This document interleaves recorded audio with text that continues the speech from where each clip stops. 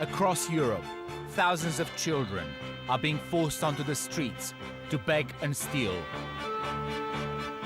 They come from the poorest community in Europe, the Romanian Gypsies.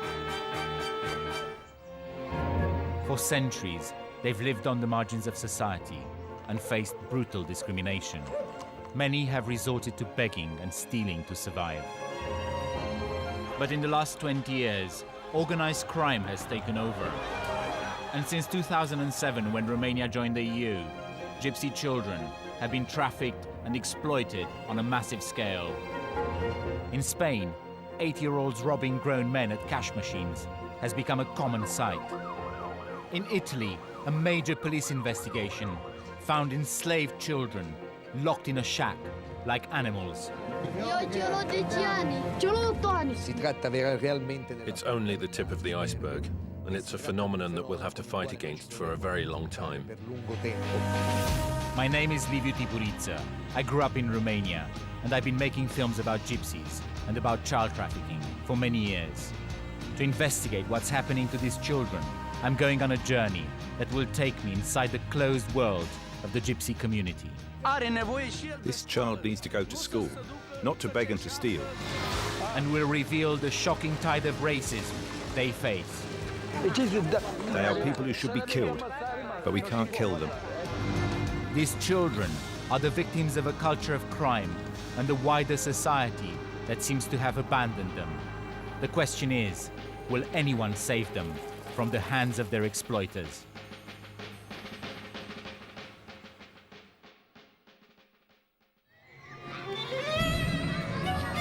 It's the week before Christmas in Madrid. For the Spanish children, it's a time of great joy and anticipation. But it's not all tinsel and presents. I'm here because I've heard there are many gypsy children from Romania in this city, working as thieves. Wandering about the center of town, I see gypsy beggars and buskers. But there's something more sinister going on here. As I head back to my hotel, I see a girl hanging around the cash machine. She's no older than 13. At first sight, she appears to be begging, but actually, she's watching customers as they enter their PIN and approaches them as they're about to withdraw money.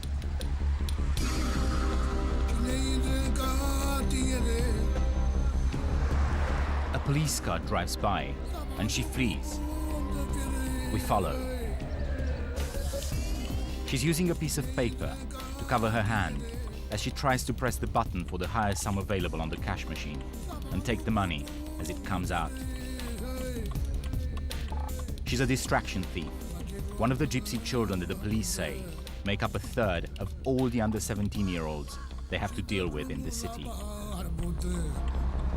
She's gone. She saw us. She's running away now. I'm heading for the outskirts of Madrid to try and track down some of the children who are stealing. One of my gypsy contacts has tipped me off that they might be living in a camp south of the city. Nestling between two motorways and an open-cast mine, this gypsy camp is one of Spain's largest. They live in plywood shacks. There are mountains of garbage everywhere. There's no sanitation, no running water. They used an improvised, crude wiring system to steal electricity. I'm supposed to be in a civilized European country, but the conditions these children are living in are more like the slums of India. Most of us are ill, nearly all of us. If a doctor comes here to give us a checkup, he's bound to find hepatitis C or hepatitis B. There's definitely hepatitis here. They are ill, the children, tortured. Look at the state of these children. They don't even have trousers on. The Roma children are cleverer than any other nation's children. They are clever, but they are not in school because we don't have the means to send them there. In amongst the piles of garbage, I meet a man called Zabar, who's skinning a stolen sheep for his neighbor. Zabar has lived in this camp for 5 years with his wife and 3 children.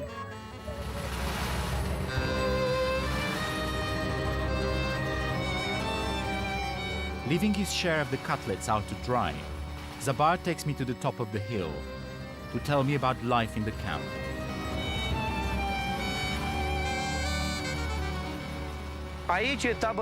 This is our camp, where we live. 242 families. Everybody came here to make money, but it's not clear how. There are 500 children, and out of the 500 children, I don't know if there are 150 that go to school.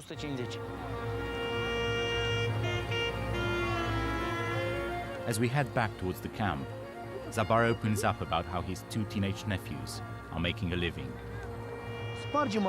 They break into cars, steal car stereos and sell them for 20, 30 euros a piece, and they can live off that. Zabar himself steals copper. His wife begs, and with the money they make, they're building a house in Romania. Until it's completed, they have to put up with the camp's dreadful conditions, which include the rats that roam everywhere. They used to jump on us and they nipped my children's legs and hands. They were very aggressive. Now they've calmed down.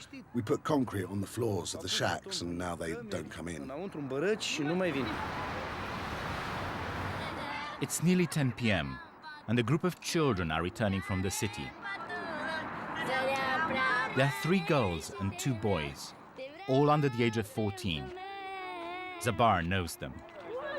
Ai văzut toți copiii ăia care vin? Ăia vin toți de la furat. Serios? Da. Ăia fac bani, ăia. Și fac bani? Chiar fac bani? Păi fac dacă fură cu japca, cum să nu facă bani?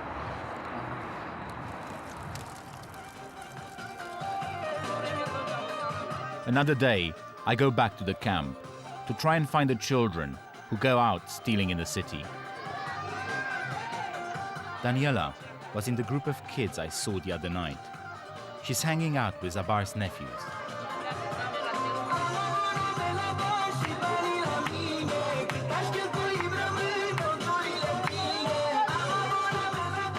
I take a chance and approach her.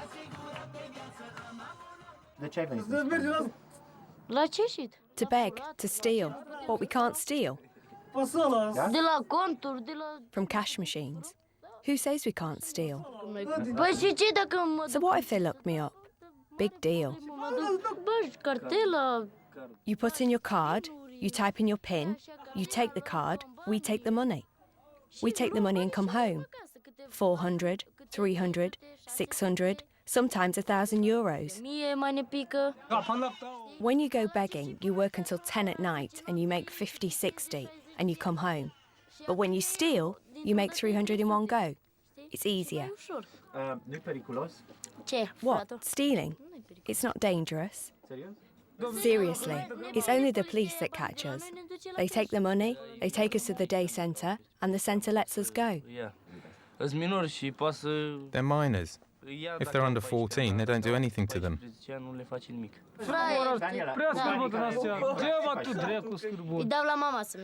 I give it to my mother so we can build a house in Romania. But I hide some of it for myself. I give her 150 and I keep 150. Suddenly, an argument breaks out, and they turn against me.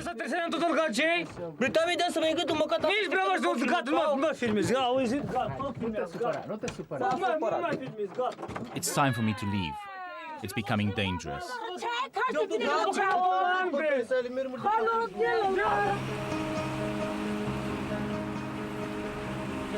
Next morning, I return to the camp. I want to follow the children into town and see if what Daniela told me is true. The only link between the camp and the city is the bus number 339. After 9 o'clock, children start to appear and head for the bus stop.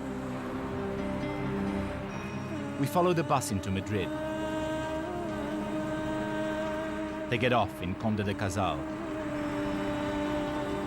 We monitor the bus stop. Every day, we see children arriving with the women who beg in the city. One day, I see a girl who lives in the camp, wandering by herself in the center of Madrid. She looks about 13. I watch as she targets a woman at the cash machine and nearly succeeds in stealing her money. It takes 4 passers-by to stop her. Chica que quería robar me ha puesto 500 euros para sacar. The girl steals a scarf right in front of me and disguises herself. Then she hangs around a number of cash machines, ready to pounce. A security guard from the bank calls the police. They arrive swiftly. But after talking to her for a few minutes, they let her go. She skips off and waves to the security guard. I've spoken to the Madrid police department that deals with child crime. 95% of the children under the age of 14 they pick up for stealing in Madrid are Romanian gypsies. The police say there's not much they can do, as in Spain, children of this age cannot be held responsible for their crimes. They also tell me that many of the children are sent out to steal by their own parents. The police feel powerless because the punishment for those who exploit their children is very light. It's Christmas Eve, and the Romanian Gypsy band is entertaining the families who are out with their children, enjoying the street performances, the extravagant light displays, and the decorations. But 10 miles away, in the Gypsy camp, things are different. Here, children are gathering around the fire and are trying to make the most of this day.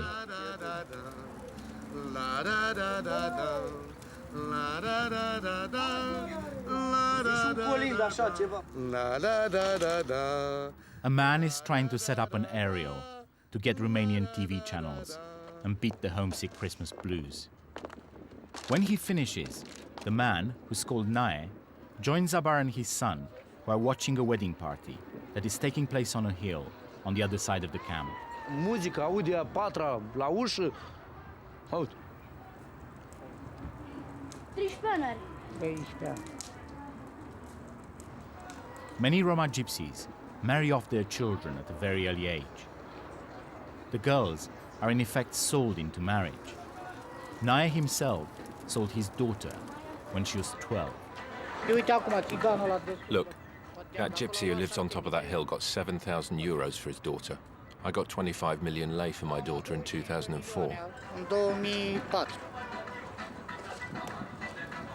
Asta cât era în euro atunci? Vreo 800 de euro. About 800 euros. But now, since we're in the EU, it's become much more expensive. The marriage was consummated last night, and now they are celebrating the fact that the 13-year-old bride was a virgin. This is our gypsy custom. If she's untouched, if she's a virgin, she's valuable. But the reason the bride fetched such a high price was not only her virginity. She steals. She follows the Spanish who withdraw 700,000-800,000 euros. She robs them and she runs. Yes, at 13. If she wasn't a valuable thief, they wouldn't have even paid 1,000 euros for her. 7,000 euros. In 2 weeks maximum. They'll get it back. At this point, I try to film the wedding, but I'm told that I can't. Marrying off their underage children is illegal in Spain, and they could go to jail.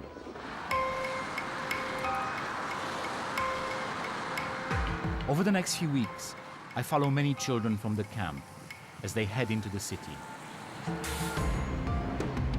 One day, I see a group of 3 girls from the camp, all around the age of 13. They walk for miles across the city, staking out cash machines. I'm later told that this girl in the black leather jacket is the bride, who was sold for 7,500 euros.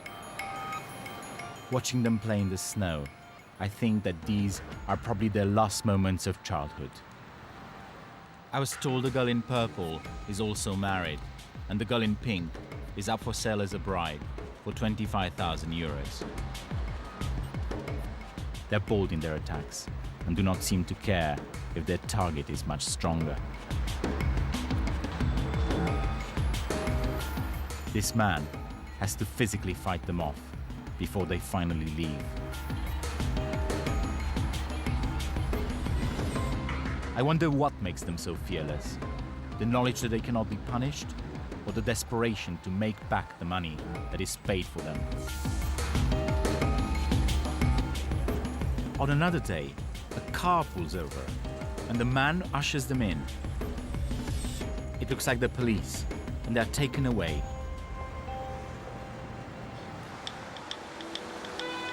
Once the police identify the kids they pick up on the streets, they take them to this center. The role of this place is to assess the family situation of each child. If their family is deemed responsible, they're called to collect them. But I've been told that sometimes the kids are handed back to the very adults who sent them out to steal. So we decide to stake out the place to see who picks the children up. Soon, we see 3 children being released, but they're on their own. No one's collected them. One of them is the girl who stole a scarf in the center of Madrid. They head for the tube. They go into the underground station, but guards with dogs force them out. They seem lost, and we follow them as they continue to walk for miles, until eventually they catch the bus back to the rat-infested camp. I asked these people for an interview a few weeks ago, and they finally agreed to it. I really wanted to talk to the staff who work directly with the Gypsy children. Unfortunately, that's not possible. However, I'm meeting the head of the Madrid Institute for Children and Family. I really want to find out from her, what are they doing for these children? Can you release these children from this center if they're not picked up by an adult? No. Here we don't leave the door open for them to go. We wait for an adult to come because we are talking about minors. On 2 other occasions, I saw young children being let out from the center and returning home on their own. Since the interview, Ms. Martin has said that in fact they can't stop the kids from coming and going as they please, as it's an open center, not a jail. I'm concerned about the Spanish authorities allowing underage children to wander the streets at night. But what worries me even more is the prospect of them handing back the children to those who may exploit them. Is it a good idea to return these children to the families that exploit them? We never return a child to a family unless we have all the guarantees that the family is going to take care of the minor. How do you make sure that the family doesn't exploit the child? It's not a job we do from here. It's the job of the police and the judges to check. We ask for information from the social services to have guarantees that the family has the necessary means of survival, that they have jobs, a home, and of course we check if the child is at school, receiving his education like all other children in Spain.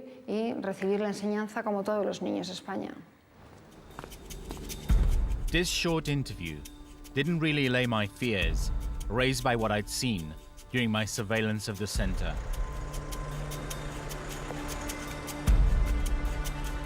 One night, I watch as 3 young children, all around the age of 10, are released. They appear to be accompanied by 2 adults, but the adults go their own way, and the kids are on their own for over an hour. Then, a man arrives. He wears a red hooded top. He goes inside the center, and soon after, he comes out with some more children. They all get in a green car.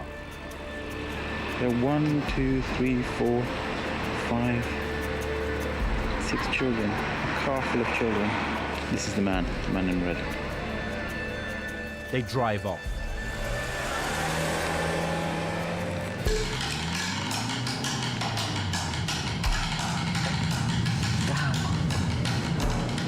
God, this is bad luck. Is it them? No. We're just following them. We're trying to find them. And we caught 2 red traffic lights, so I don't know if we'll ever catch up with them. We hit the motorway, which leads to the camp, but the chances of finding them now are quite slim. Here they are. Oh, they are there. On the left. Oh, there they are. Yeah. That's the car. We found them. Thank God for the traffic. We think they might be going to the camp, but we're not sure. Let's see.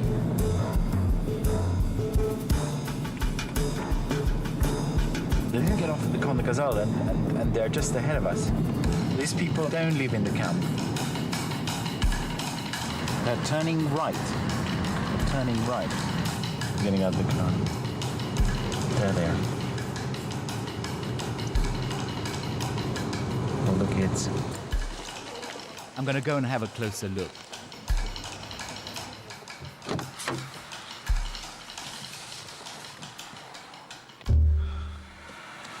These guys don't live in a camp. They live in the block of flats over there.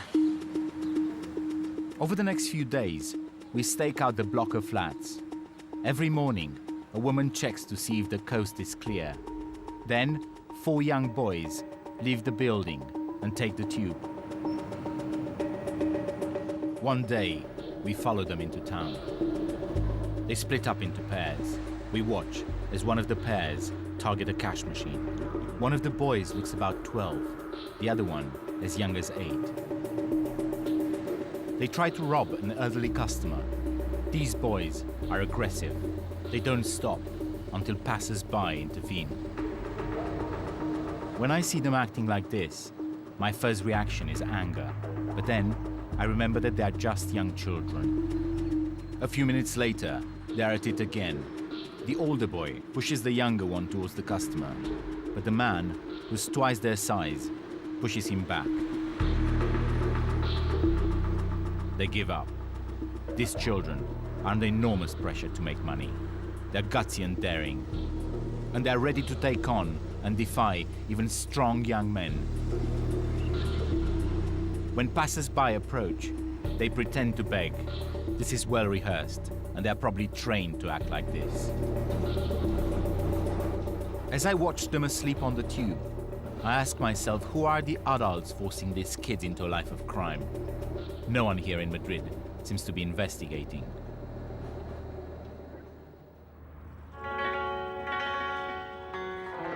Back in the Gypsy camp, the children are enjoying the snow. As they play, many other kids from this camp are on the streets of the city, robbing and stealing. What is to blame for their lost childhood? Is it extreme poverty? Is it the Roma culture? Or is it ruthless criminal exploitation?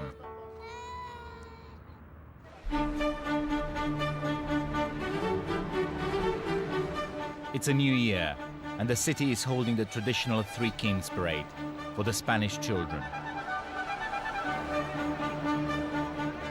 Looking at their joyous faces, I can't help thinking about the Gypsy children and how the city's authorities are failing them. Why are they being handed back to those who are at best neglecting them and at worst severely exploiting them?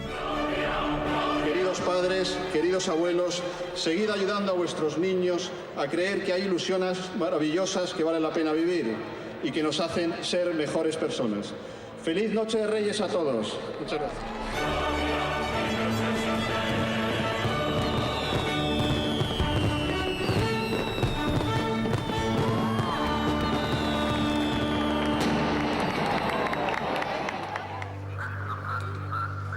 To understand what's behind this disturbing phenomenon, I'm leaving Spain for the country where gypsy crime has come to dominate the headlines, Italy.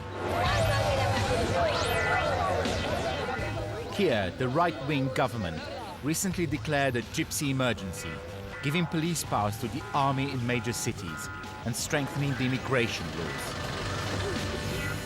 And several gypsy camps have been attacked by local residents, some being burnt to the ground. I've come to Milan to meet the policeman who's been investigating crime in the gypsy community. If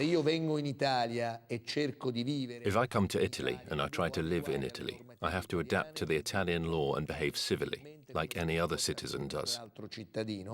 Rubare è un reato e non si può. Stealing is a crime, and you can't hide behind your culture. A few months after Romania joined the European Union in 2007, the police noticed a massive upsurge in pickpocketing and theft by children around Milan's central station. So, we started an investigation that lasted 7 months. It showed the existence of a multi-pronged transnational organization that operates in different countries in Europe. The police installed surveillance cameras around the square to identify the 50 Gypsy children who are operating there and those who control them. The 13-year-old boy in the red-sleeved t-shirt follows a tourist to steal her money. But the woman notices him. She's shocked. The boy feigns innocence. There are dozens of attacks like this in the central station, day in and day out. Then, obviously, we tapped the adults' phones, which they used to talk to each other. These kids were clearly controlled. They were controlled every single moment of the day. The recordings show adults cruelly exploiting vulnerable children. This man, Adrian Pascu, was one of the controllers, said to have his own army of children stealing for him. We learned that the organization could make about 400 euros per day from each kid.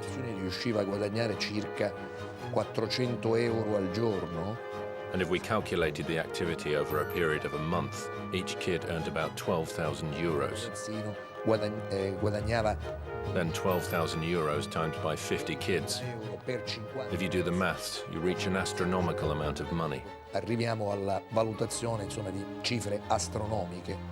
According to the police, the children were making over €500,000 per month for their exploiters. In order to establish the complex connections within the organization, it took months of hard work for Messina and his investigative team.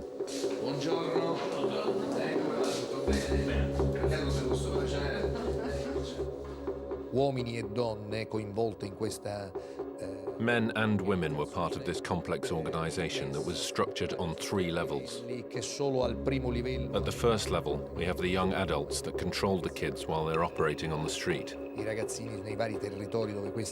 Then, at the second level, we have people whose job it is to pick up the kids.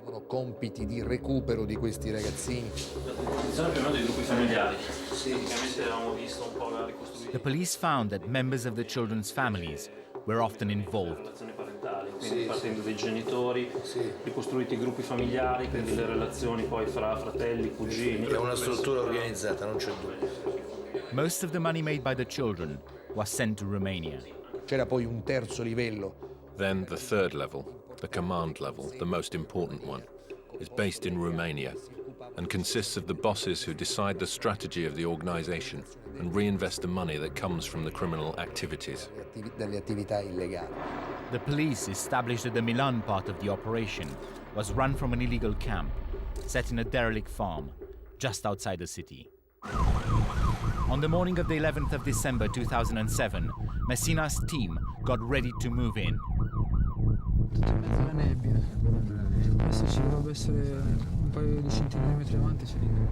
Nearly 200 police officers, with helicopter backup, descended upon the Gypsy camp.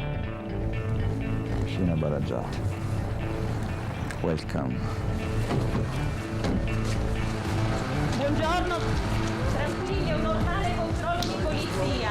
There were around 200 people living in the camp. Dai, forza! 1, 2, 3, dai fuori, dai, forza, veloci! Forza, dai, sotto! Vai, caro. The police were looking for 25 suspects, all involved in the exploitation of the children, operating at the central station. Come ti chiami? Miscio G. Tua moglie dov'è? This man and his wife were wanted for kidnapping a 10-year-old boy from Romania and forcing him to steal. They threatened to break the boy's arms if he didn't bring in the money. As the police search for suspects continued, they made a shocking discovery. In a small shack, locked with a chain, they found over 15 children. Io ce l'ho 10 anni. Ce l'ho 8 anni, scusa. Io ho 10 anni. These children were kept in captivity in terrible conditions. Santa Madonna Dixon. The police knew the children well from the numerous times they stopped them in Central Station Square. Bobby? The exploited children were taken into care.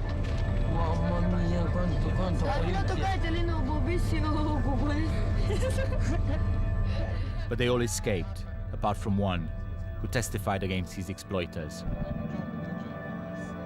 19 members of the organization were arrested in the camp, and 6 in Romania with the help of the local police. The trial was held in Milan. They were all found guilty for enslaving the children and given sentences between 4 and 14 years. Io sono un genitore, ho 2 figli piccoli, insomma. I am a parent. I have 2 small children. I'm a father. And frankly, to see this situation deeply shocked me. Mi ha colpito profondamente.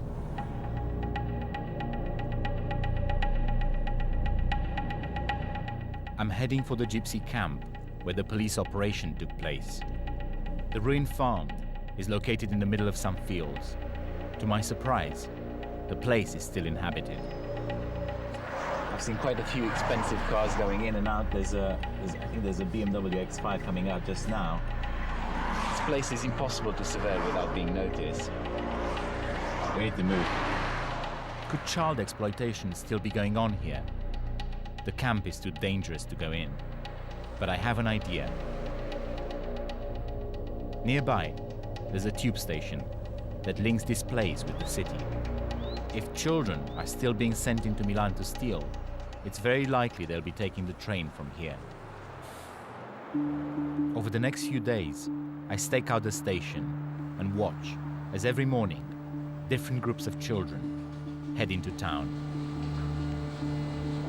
They're young boys, often accompanied by adults.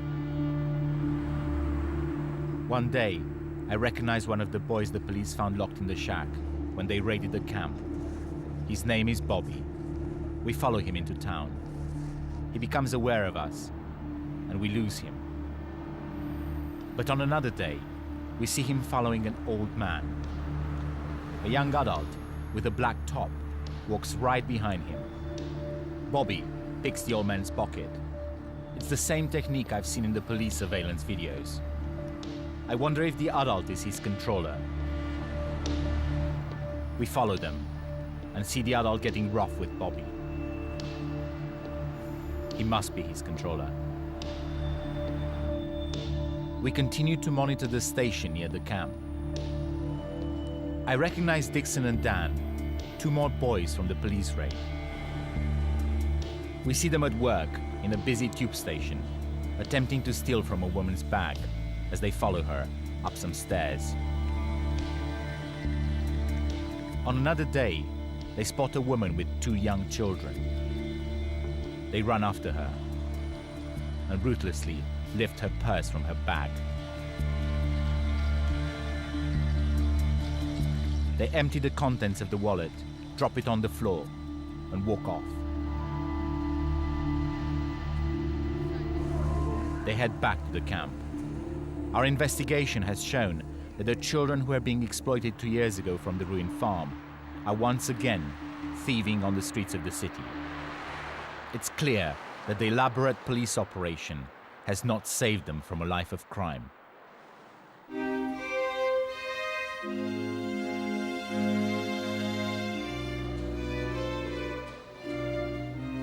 I'm meeting up with the deputy mayor of Milan, Riccardo Decorato, who has led the city's controversial crackdown on gypsy crime. A strong response would be to kick out Romania from the European Union and consider Romania outcast. Do you believe it could be done? It's impossible. Today the EU is expanding.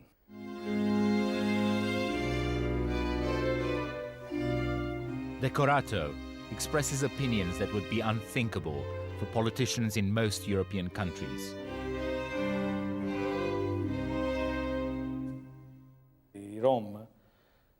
The Roma don't really know the meaning of work because we always find them in the camps. They send the women to work and prostitute themselves, and the children are sent to steal. Mandano a lavorare le donne a prostituirsi, i bambini li mandano a rubare, però Also, if you went now to any of the camps, you would just find men playing cards. So someone tell me how I can possibly explain to these people the concept of work, when their concept of life is without work, and the work is left to women and children instead. Come concezione di vita non hanno il lavoro, ma il lavoro lo fanno fare a donne e bambini. So it follows that it's not us being racist, but it's them who don't know how to be in our society. Saper stare in una società civile. Deputy Mayor Decorato has pledged to close down the 51 illegal gypsy camps around Milan. And this morning, the Bacula camp will be bulldozed. This is the 7th time it's been closed down in the last 2 years. The gypsies who live here know the drill, and they are already clearing out. Mamma mia, dove andiamo questa, mamma? Mamma, quanta schifezza che c'è. Sento che non ci sia roba che brucia. Scusa, se lo volevo sporcare qua, noi dove abitiamo? Andate in fondo, ci sono i servizi sociali che vi danno assistenza. The social services offer of shelter has conditions attached, which the people here find unacceptable. Dar ce ți-au spus? Ce ți-au spus? Nu ocupă bine într-o parte? Ia cu fetele într-o parte și eu cu băiatul într-o parte. Nu este corect treaba asta. Nu suntem câini, nu suntem animale, suntem oameni și noi.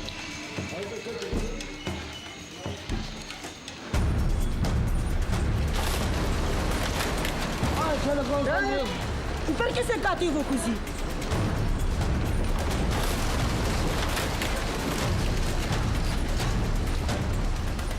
Only one family take the social services assistance. The rest scatter. The camp is now closed. But for a handful of gypsy families who live there, life may be about to change for the better. Un po' di pazienza, adesso ci sistemiamo i primi giorni, eh? A local charity, Casa della Carità, is offering them shelter. È bene? E meno male. Stasera sei servita, ti lavi, ti serviamo la cena, tutto a posto. We just brought here the 5 families that we're going to welcome here in the house. They seem happy. These families are being given help because in spite of the hardship of the camp, they send their children to school. Don Massimo is the vice president of this charity. He explains to the new arrivals the house rules. Quella sarà la vostra stanza, quindi potrete tenere lì la vostra roba e tenere anche pulito, fare la curazzenia bene di quel posto lì. Una prima cosa molto importante è tutti i copii che emergono alla scuola devono continuare ad andare alla scuola e ogni giorno, tutti i giorni, i bambini devono andare a scuola. Don Massimo has little tolerance for those who break the rules, which also include no begging and no stealing.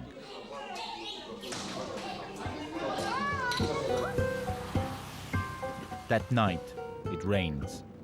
The new arrivals at Casa della Carità have a roof over their head.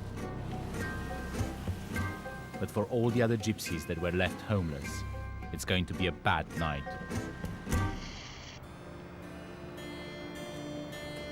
A few days later, I return to the site of the camp to see if any gypsies have moved back in, as has happened several times before. All that's left are the rats. Around the corner, the local residents are having coffee and cakes. There's a heavy police presence. The gathering's been organized by Lega Nord, a popular right-wing political party. So why are you here today? To celebrate the closure of the Romani camp. And because I was pickpocketed twice. Now that they've been kicked out, I'm happy.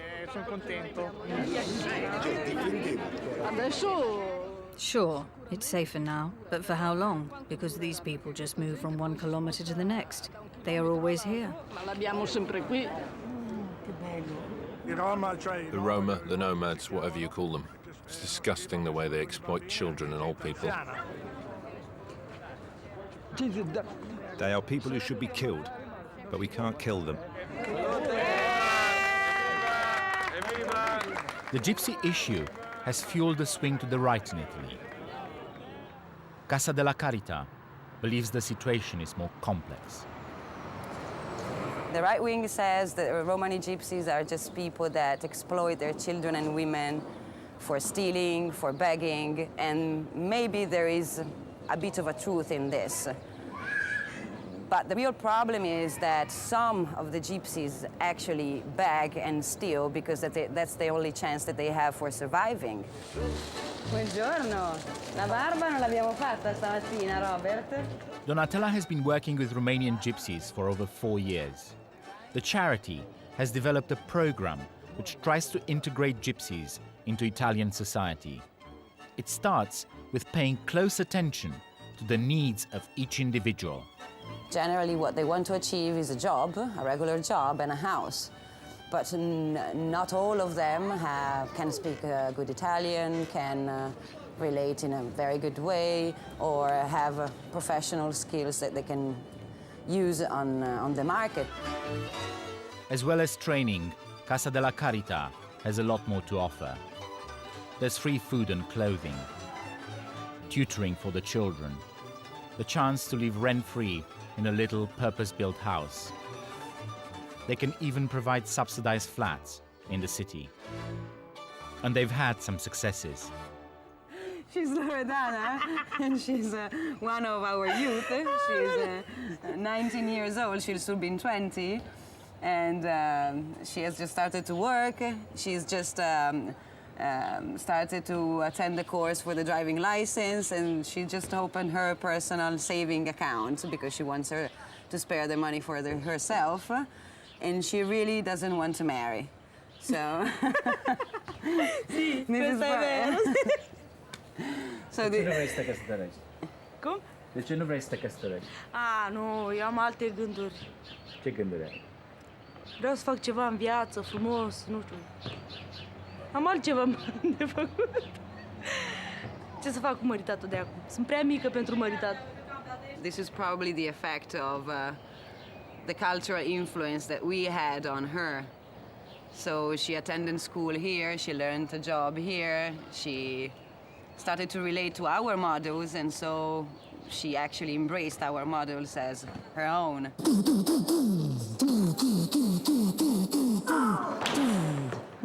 As vice president of Casa della Carità, Don Massimo is fighting a constant battle. He's under regular attack from the right wing.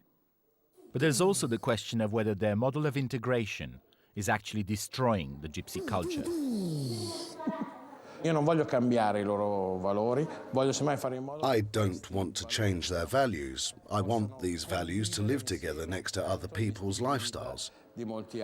Of course, to do this, maybe someone has to renounce something, to give in a bit, but this path is absolutely possible. Assolutamente possibile.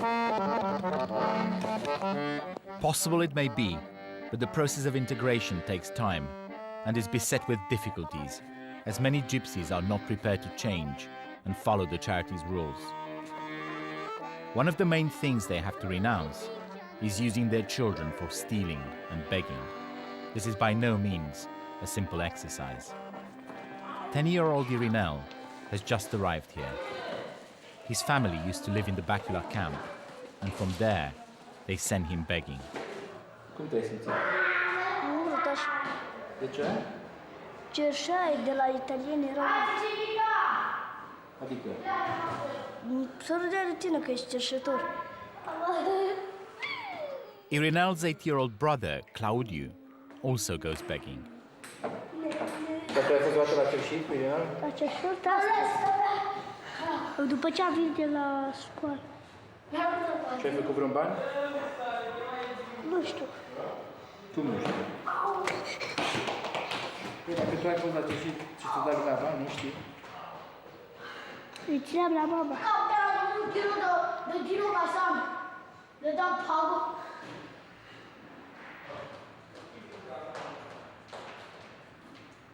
Îți place la cerșit sau nu? De ce? Băia baba câteodată.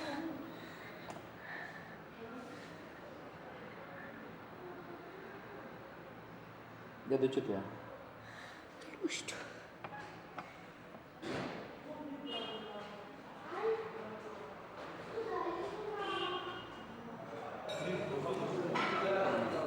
If this family persists in sending their two sons begging, there's a strong chance that the charity will send them back onto the streets. This has happened before.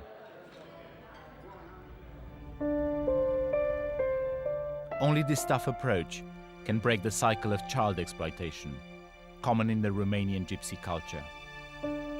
Casa de la Caritas model of integration seems to be working, but the task facing them and other charities trying to help the gypsies is enormous. During my time in Milan, I've seen gypsy children exploited by both their own families and by organized crime. I've seen children as young as 3 begging here on the tube. It's very sad, and it's shocking that today, in Europe, with all the laws and services that are there to protect children, this exploitation can happen on such a large scale. It's time for me to leave Italy and head to Romania to trace the roots of this problem. But before my departure, as I walk through the center of Milan, I encounter one of the most heartbreaking cases I've seen since I've been on the road. This girl, who looks no older than 10, is begging as this woman watches on. I'm not sure whether she's her mother or her controller, or both. The girl is friendly with the local store owners. She's good at her job and seems to get a reasonable amount of money. All the cash she makes, she gives to the woman. They have a strange relationship. I watch as they share a tender moment. But it's not long before I see a much darker side to it. The girl goes to help a church worker for a few moments and doesn't make any money. When she returns, the woman is angry and beats her with a stick from her bag. The girl cries and is clearly afraid. Under pressure, she goes back to work. She even feeds the woman a few times with the food she's begged. I watched this girl working solidly for 10 hours, late into the night, begging in restaurants and bars where a young child has no place. She hands her last pennies over, but the woman is still not happy and hits her across the face.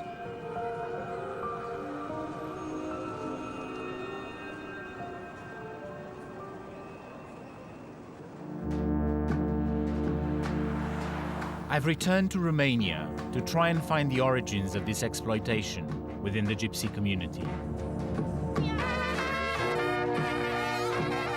Romania is home to the largest gypsy population in the world. The gypsies originally came here about 1,000 years ago from northern India and have been subjected to discrimination and violence ever since.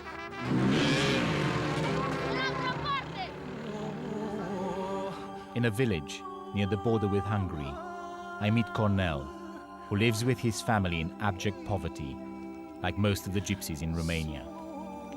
This man is 38, and he has so many children that he has literally lost count of them. His story is similar to those of tens of thousands of desperately poor gypsies who have been trafficked to the West and exploited there by people from their own community. It all began with a promise made by a trafficker. He says, come, because it's good there. Everybody's getting houses. Come, you'll get some business. Within a month, you'll get yourself a house like you've never seen.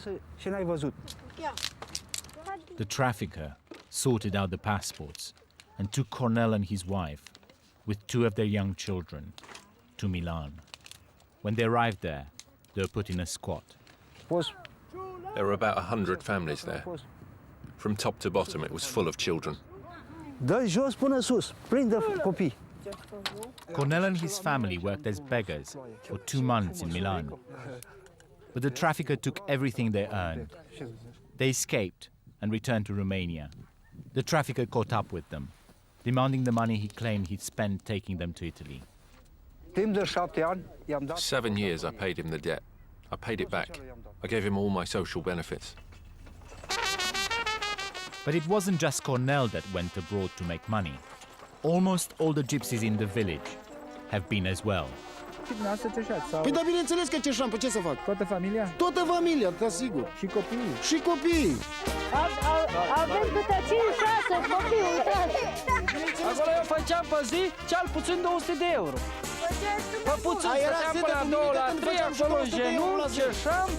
Ne pas manger, madame, s'il vous plaît. La mon petit fils, la enfants. C'est 3 enfants, regarde. Cu banii ăia am cumpărat o iapă care a venit tot din Franța. Ăștia toți sunt copiii mei, domnule.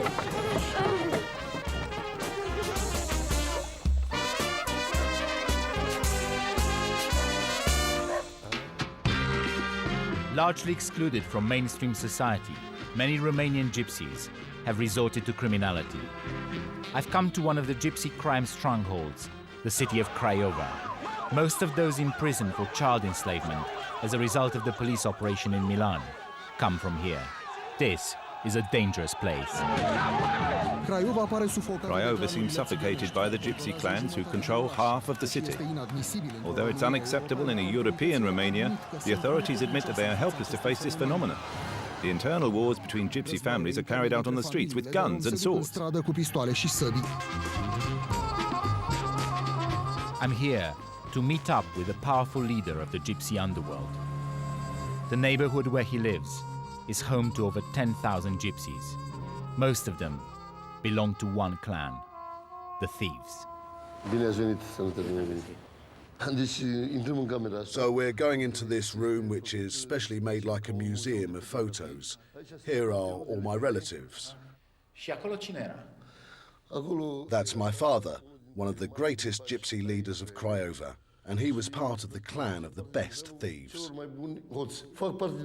I'm part of this family that occupies itself with stealing. His nickname is Brilliant, and for him, stealing is a profession that has been passed on from generation to generation.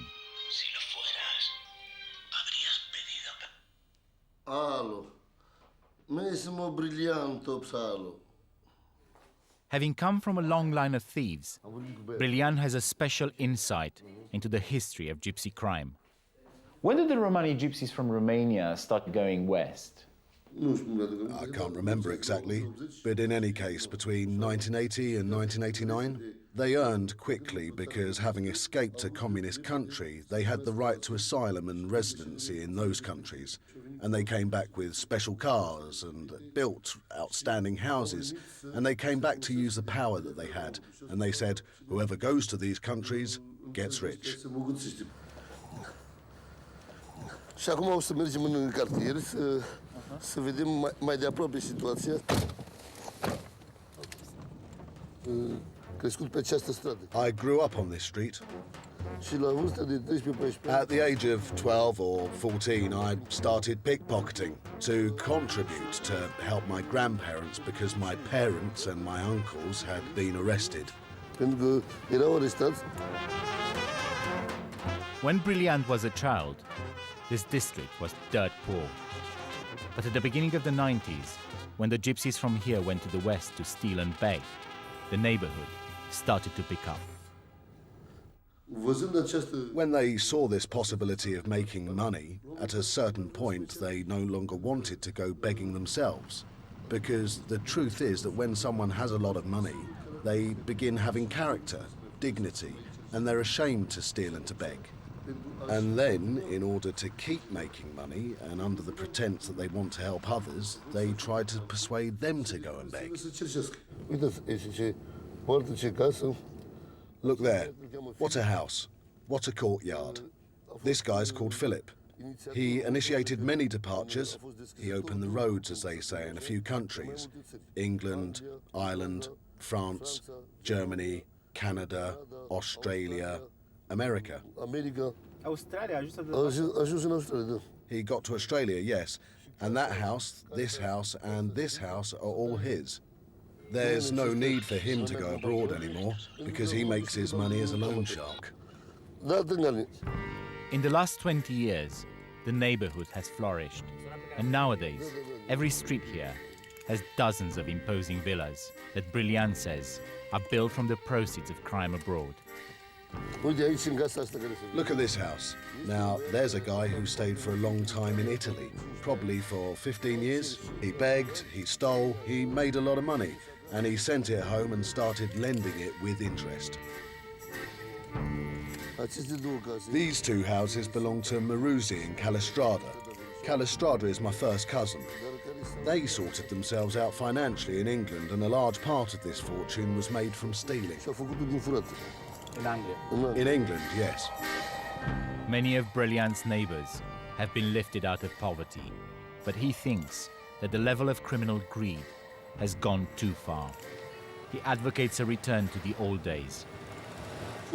They stole because it was a necessity. They didn't steal to make fortunes or turn it into a business as they do nowadays. This is something that I disapprove of, and that's why I recommend that they should set a limit. They should calm down. Because the thieving, what they're doing now, it's no longer a national problem. It's happening on an international scale. Now the whole of Europe, the whole of the world talk about the gypsies. Să te băgăm la pușcărie. Să înveți meserie. La pușcărie pentru meserie. Our children need to study, because if they carry on like this, if the new generations growing up now continue in the same way, no one will have us. Our own country won't understand us anymore. The Western countries will chase us away. And then I ask myself, and I ask you, brother gypsies, where are we going to go? Where? Where will we live? As I leave Brilliant behind, I think about the backlash he anticipates if the thieving carries on.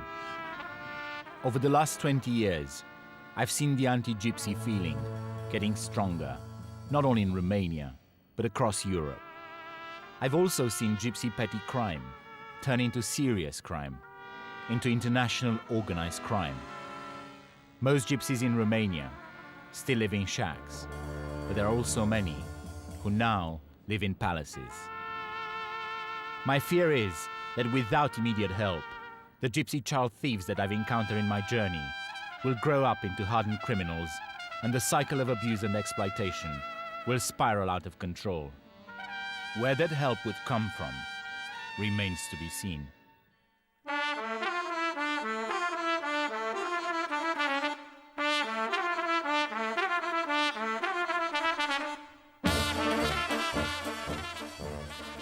BBC Two's Cooking Healthily next tonight, and on the cheap in economy gastronomy.